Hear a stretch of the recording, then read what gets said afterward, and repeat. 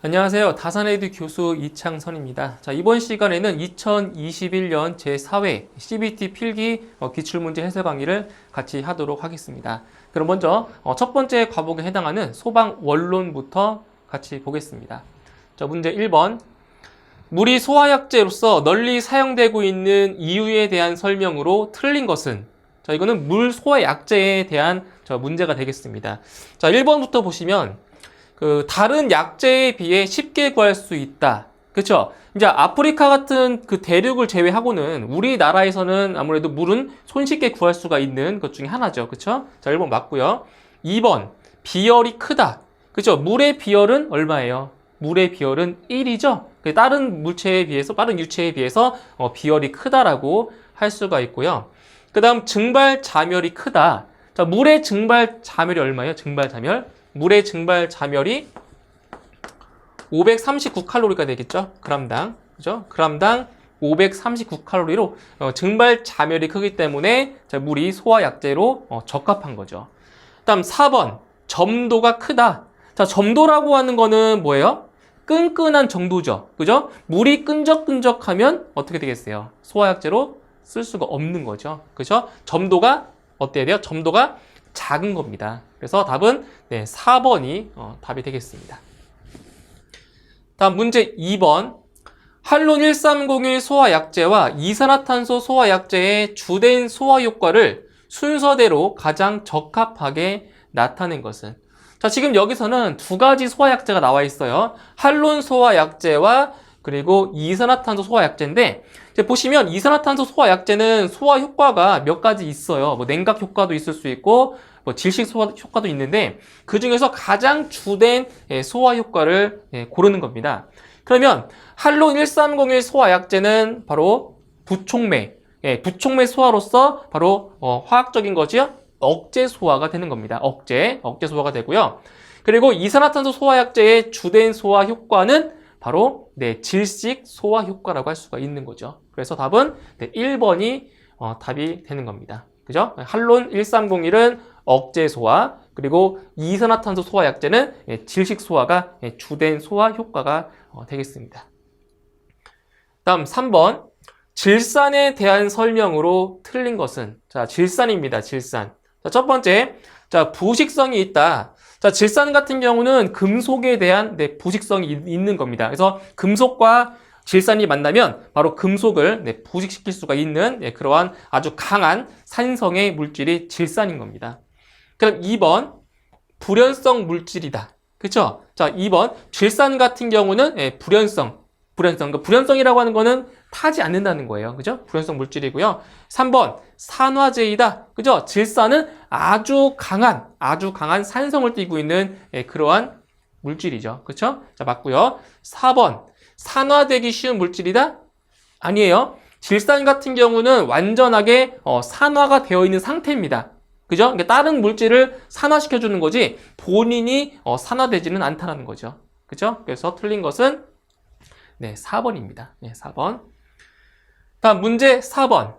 25도씨에서 증기압이 100 수은주이고 증기 밀도가 2인 인화성 액체의 증기 공기 밀도는 약 얼마인가? 단 전압은 760 수은주라고 했습니다. 자, 이 문제 같은 경우는 바로 증기 공기 밀도를 구하는 거죠. 자, 이거는 공식을 좀 아셔야 돼요.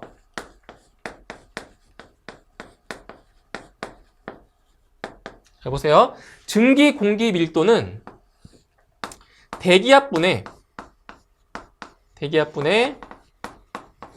증기압 곱하기 증기 밀도 플러스 대기압분의 대기압 마이너스 증기압으로 구할 수가 있어요. 자, 이게 바로 증기 공기 밀도를 구하는 공식입니다. 자, 이제 문제에 나와 있는 값들을 대입을 해보면, 자, 여기서 대기압이라고 하는 건 이거예요. 전압이 760이라고 했죠? 760 수은주. 그래서 대기압이 760이 되는 거고요. 그리고 증기압. 자, 이 온도. 25도씨에서의 증기압 얼마예요? 100 수은주죠? 100. 곱하기 증기 밀도 2가 됩니다. 2. 플러스 대기압 760 수은주 분의 대기압 760 마이너스 증기압 100 이렇게 계산하시는 거예요. 그래서 계산을 해주시면 대략적으로 1.13 정도가 나오게 됩니다. 그래서 답은 1번의 답이 되겠습니다. 1번. 자, 다음 문제 5번입니다. 스테판 볼츠만의 법칙에서 복사체의 단위 표면적에서 단위 시간당 방출되는 복사 에너지는 절대 온도에 얼마에 비례하는가? 자, 이 문제도 자주 나왔던 문제 중에 하나죠. 그렇죠? 그래서 복사 에너지는 시그마 곱하기 T의 4제곱이죠. 그렇죠? 그래서 복사 에너지는 스테판 볼츠만 상수 곱하기 절대 온도의 몇 제곱? 4제곱이 되는 거죠. 4제곱. 그죠? 그래서 이 복사 에너지는 절대 온도의 4제곱, 절대 온도의 4제곱에 자, 비례함을 알 수가 있는 겁니다. 그래서 답은 4제곱이 답이 되는 겁니다. 예, 절대 온도의 4제곱에 비례를 하는 거죠. 자, 다음 6번. 대형 소화기에 충전하는 소화약제 양의 기준으로 틀린 것은? 자, 여기서 이 양의 기준은 총 6가지가 있어요. 그 중에 4가지가 이제 보기로 나와 있는데, 자, 첫 번째, 할로겐 화합물 소화기는 20kg 이상이라고 했어요. 어때요? 20kg 이상? 틀렸죠? 20kg 이상이 아니라 할로겐 화합물 소화기 같은 경우는 바로 30kg 이상이 돼야 됩니다. 30kg 이상이 돼야 맞는 거죠. 1번 틀렸고요. 2번, 강화액 소화기 60L 이상 맞고요. 3번, 분말 소화기 20kg 이상 맞죠? 그리고 4번, 이산화탄소 소화기 50kg 이상 맞습니다. 그래서 옳지 않은 것은 1번이 되겠죠. 그죠? 할로겐 화합물 소화기는 30kg 이상이 돼야 됩니다. 자, 다음 문제 7번. 연소의 3요소에 해당하지 않는 것은? 자, 아주 기본적인 문제입니다. 연소의 3요소 뭐가 있어요? 연소의 3요소에는 점화원, 가염물, 산소. 그쵸? 이 세 가지가 바로 연소의 3요소가 되는 거죠. 3요소. 그죠? 점화원, 가염물, 산소. 그리고 이제 보기 4번에 이 촉매는 어디에 해당이 되냐? 촉매는 바로 연소의 4요소입니다. 이렇게 4가지를 묶어서 바로 연소의 4요소라고 하고요. 연소의 3요소에는 촉매가 해당되지 않습니다. 그쵸? 연쇄 반응. 그래서 답은 4번이 해당되지 않는 거죠. 답은 4번이에요. 다음 문제 8번.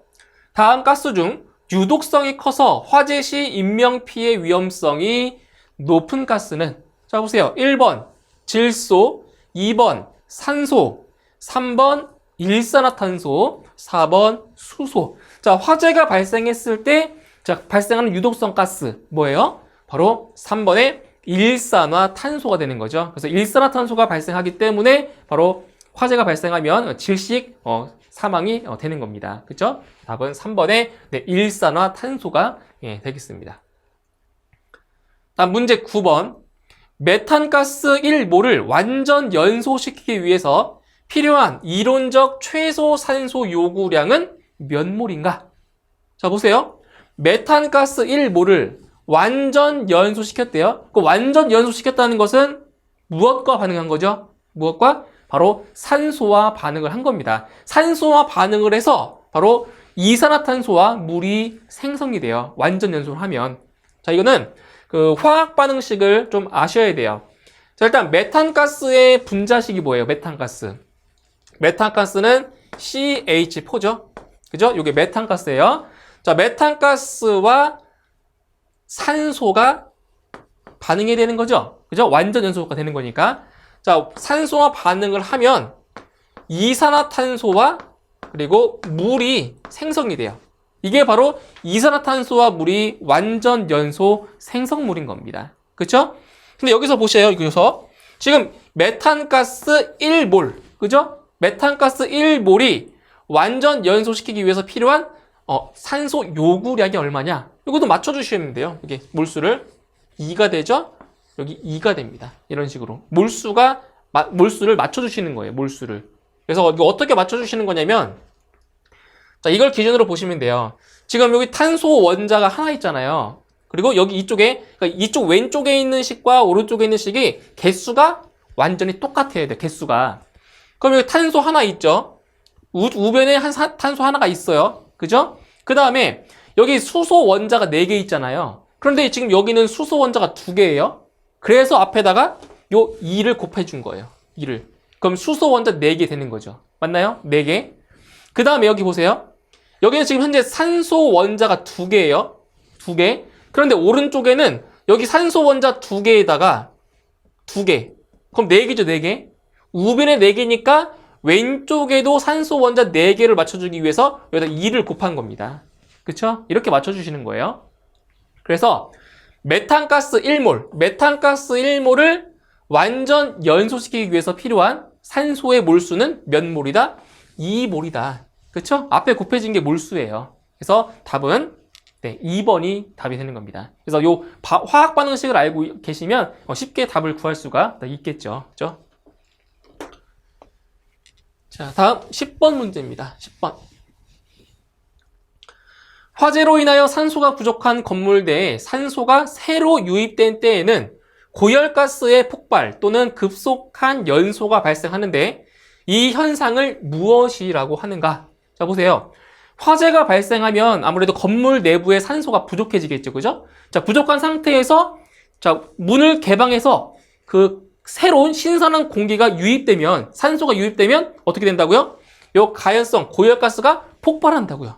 그래서 이거는 화재 감쇄기에 발생하는 현상으로서 바로 백드래프트 현상이라고 하는 겁니다. 아시겠죠? 그래서 산소가 부족한 그 실내에 갑자기 산소가 유입이 되면 그때 바로 폭발 현상이 나타나는 거죠. 답은 백드래프트 현상이 되는 겁니다. 화재 감쇄기에 발생하는 현상인 거죠. 답은 3번이에요. 다음 11번. 프로판가스의 특성에 대한 설명으로 옳은 것은, 자, 프로판가스입니다. 프로판가스. 이것도 이제 가연성 가스가 되겠죠.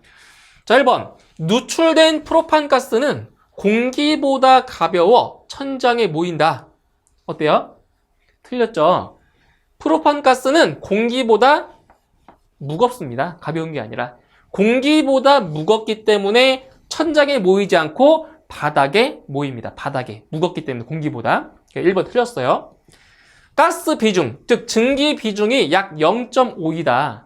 이것도 틀렸죠? 틀렸죠? 보세요. 프로판가스의 분자식이 뭐냐면 C3H8이에요. 이게 프로판가스의 분자식이에요. 그러면 프로판가스의 분자량을 구해보면 분자량, 잘 보세요. 분자량이에요.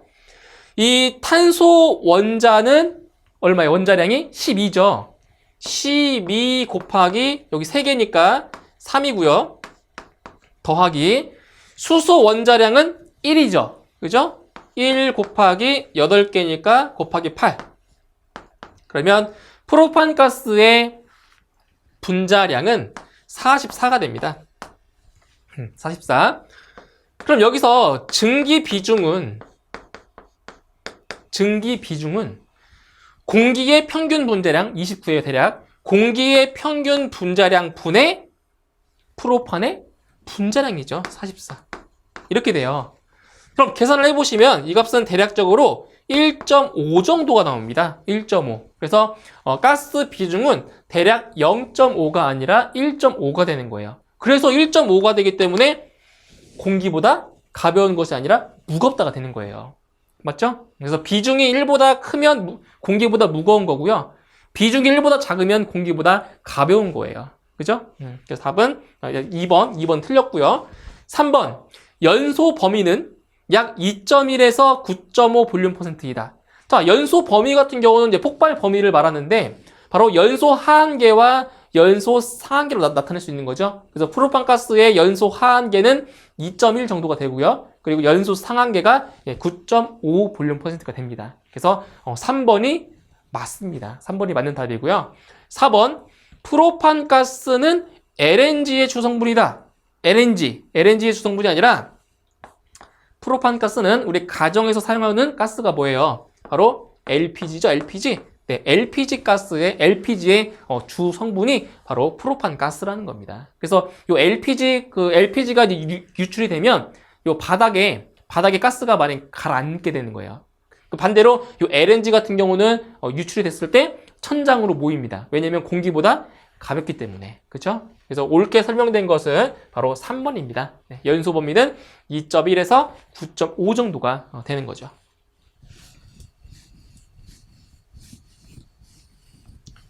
자, 다음 12번 문제를 보겠습니다. 12번. 자, 폭발에 대한 설명으로 틀린 것은 폭발. 네, 폭발에 대한 설명이에요. 1번. 보일러 폭발은 화학적 폭발이라 할 수 없다. 어때요? 맞죠? 보일러 폭발 같은 경우는 이제 부피가 팽창되는 것이기 때문에 화학적 폭발이라기보다는 바로 물리적 폭발에 해당이 됩니다. 그래서 화학적 폭발이라 할 수 없다. 여기서 맞는 설명이죠. 그렇죠? 예, 바로 물리적 폭발이에요. 다음 2번. 분무 폭발은 기상 폭발에 속하지 않는다. 아니죠? 잘 보세요.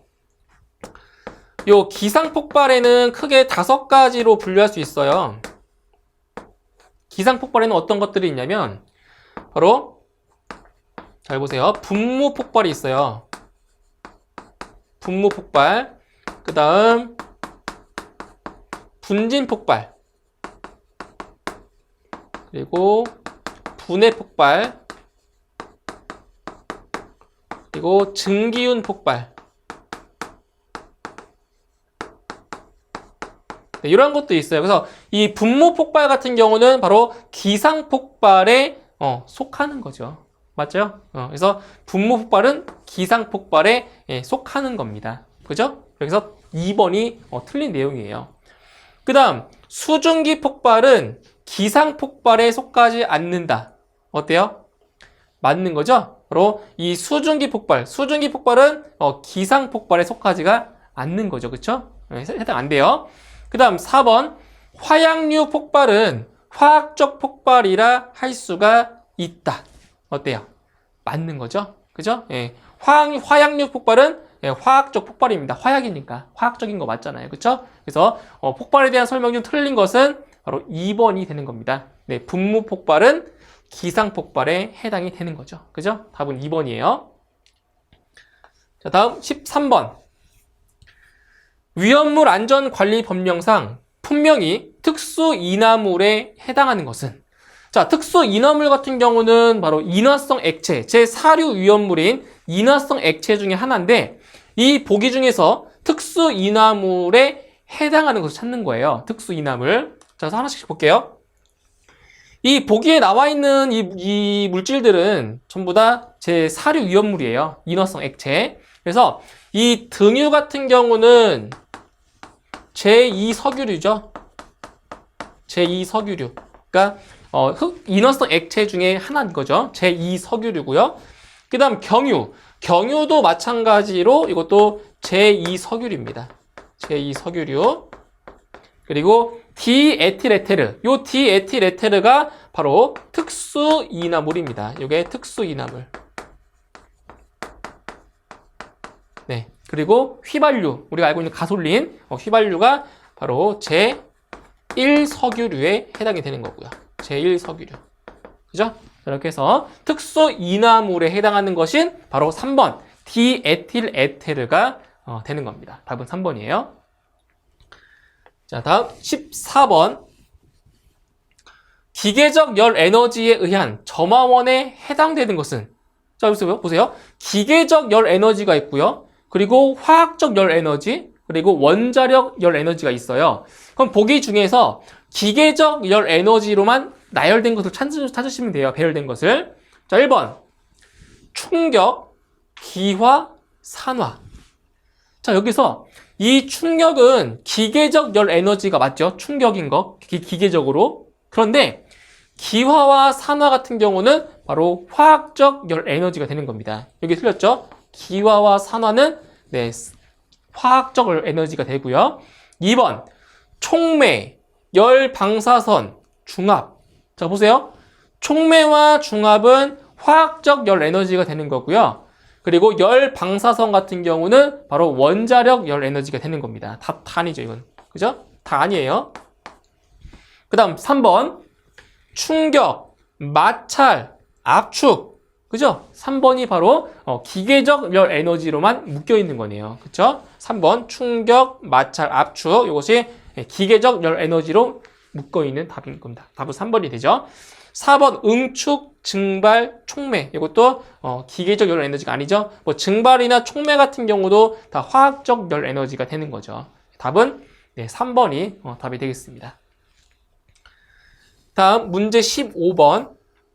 오존층 파괴 효과가 없는 소화약제는, 즉 ODP, 오존 파괴 지수가 0인 소화약제를 찾는 겁니다. 자, 첫 번째 1번 할론 1301이죠. 할론 1301의 ODP는 얼마냐? 할론 1301의 ODP는 대략 10 정도가 돼요. 10. 그래서 요 할론 소화 설비 같은 경우는, 소화약제 같은 경우는 오존층을 파괴하기 때문에 최근엔 잘 안 써요. 그죠? 안 쓰고 대신 이제 할로겐 화합물 및 불활성기체 소화약제를 쓰고 있는 거죠. 환경 문제 때문에. 그쵸? 그 다음 2번 HFC227EA 이거죠. ODP가 0인 소화약제가 바로 이겁니다. 할로겐 화합물 소화약제 중에 하나인 HFC227EA가 바로 오존층 파괴 효과가 없는 소화약제죠. 답은 2번이에요. 그 다음 3번 HCFC 블렌드 A. 자, 이것도 그 할로겐 화합물 소화약제이지만 이거는 오존층 파괴 효과가 약간 있어요. 얼마냐? 대략 0.001에서 0.52 정도가 돼요. 아예 없지는 않아요.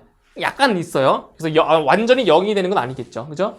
그 다음 4번 할론 1211. 자, 이것도 마찬가지로 할론 소화약제죠. 할론 소화약제는 보통 3에서 10 정도가 돼요. ODP가. 그래서 이거는 한 3 정도가 된다고 볼 수 있습니다. 그래서 ODP가 0인 소화약제는 2번에 HCFC 227EA가 답이 되는 겁니다. 다음 16번 메탄 80 볼륨 퍼센트, 에탄 15 볼륨 퍼센트, 프로판 5 볼륨 퍼센트인 혼합가스의 연소 하한은 약 몇 볼륨 퍼센트인가? 단 메탄, 에탄, 프로판의 연소 하한은 각각 5 볼륨 퍼센트, 3 볼륨 퍼센트, 2.1 볼륨 퍼센트라고 했습니다. 자, 이 문제 같은 경우는 혼합가스의 연소 하한 값을 구하는 문제인데 바로 르 샤틀리의 법칙을 이용해서 구할 수가 있습니다. 자, 보세요. 자, 어떻게 구하냐면 연소 하한계는 이 분자에 들어가는 값이 100이에요. 자, 여기 왜 100이 들어가냐면은 여기 보시면 메탄이 80 볼륨 퍼센트, 에탄이 15, 프로판이 5잖아요. 이 세 개의 값을 다 합친 값이 이거예요. 100. 근데 만약에 여기가 뭐 20, 20, 10이다. 합하면 얼마예요? 합하면 50이죠? 여기에 50이 들어가는 거라고요. 그래서 요거 합한 값이 그대로 100이 들어오는 거예요. 이 값이 항상 100은 아니에요. 아시겠죠? 요거 세 개를 다 합친 값이 여기에 들어가는 겁니다. 100. 그죠? 그 다음에 이제 지금 여기는 세 개의 가스가 기체가 지금 혼합이 되어 있어요. 그래서 세 개를 다 분리하시면 되는데 먼저 메탄은 80 볼륨 퍼센트인데 메탄의 하한계가 5잖아요. 그래서 여기는 5분의 80 이렇게 놓는 거예요. 플러스 그 다음에 에탄은 15 볼륨 퍼센트인데 연소 하한이 3이래요. 그쵸? 그래서 3분의 15가 되고요. 플러스 프로판은 5 볼륨 퍼센트인데 연소 하한이 2.1이래요. 그러면 2.1분의 5 이렇게 되는 거죠. 그렇죠? 그러니까 그 가스가 세 가지 종류가 있기 때문에 이렇게 세 개만 지금 쓴 거예요. 하나가 더 있으면 여기에다가 하나 더 쓰면 돼요. 가스가 더 있다라고 하면. 그렇죠? 자, 이렇게 해서 계산을 해보시면 대략적으로 4.3 정도가 나오게 됩니다. 4.3 볼륨 퍼센트. 답은 4번입니다. 자, 다음 17번 문제를 볼게요. 자, 다음 열분의 반응식과 관계가 있는 분말 소화약제는, 자, 보세요. 분말 소화약제는 크게 4가지로 분류할 수 있죠. 1종부터 4종까지 자, 분류할 수가 있어요. 그래서 이 4가지를 한번 해볼게요. 제1종 분말 소화약제의 주성분이 뭐죠? 제1종 분말 소화약제의 주성분이 탄산, 수소, 나트륨이죠? 그죠? 탄산, 수소, 나트륨이고요. 제2종 분말 소화약제의 주 성분은 탄산, 수소, 칼륨이죠. 탄산, 수소, 칼륨. 그리고 제3종 분말 소화약제의 주 성분은 뭐예요? 인산암모늄이네요. 그죠? 인산암모늄. 마지막으로 제4종 분말 소화약제의 주 성분은 탄산, 수소, 칼륨. 여기 플러스 요소가 되는 거죠. 요소. 그쵸? 자, 그러면 여기서 열분의 반응식을 딱 보시면 어떤 물질이 있냐? 여기 보세요. 뭐가 있어요? 탄산, 수소, 나트륨. 그쵸? 탄산, 수소, 나트륨이에요. 그럼 어디 있어요? 여기 있네요. 그죠? 탄산, 수소, 나트륨. 그래서 몇 종? 제1종 분말이 되는 겁니다. 그죠? 답은 1번입니다. 1번. 그죠? 제1종 분말. 자, 다음 18번 문제를 보겠습니다. 자, 수분과 접촉하면 위험하며 경유, 유동 파라핀 등과 같은 보호액에 보관해야 하는 위험물은, 자, 이거는 이제 위험물의 그 저장법에 대해서 물어본 건데, 자, 어디에요? 경유나 유동 파라핀, 즉 기름, 석유류에다가 저장을 하는 물질을 찾는 거예요. 자, 1번에 보시면, 자, 과산화수소. 이건 우리 많이 봤죠?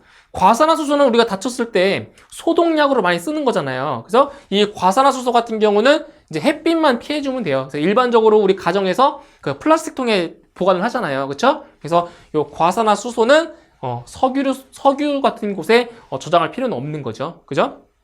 다음 2번 이황화탄소. 이 이황화탄소는 어디에다 저장을 하냐?